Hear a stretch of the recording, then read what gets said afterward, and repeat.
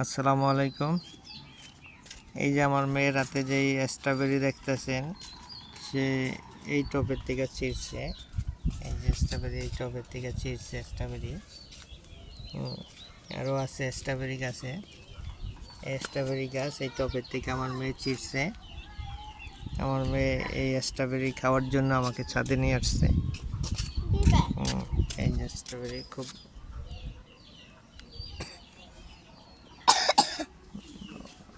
ফ্লেভারটা অনেক ভালো লাগতেছে।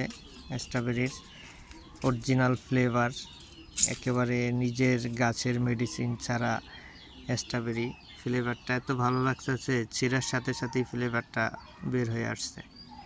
হ্যাঁ, খুবই ভালো লাগতেছে। আপনারা ইচ্ছা করলে আপনারাও চারা করে টবে স্ট্রবেরির চারা করে লাগাইতে পারেন।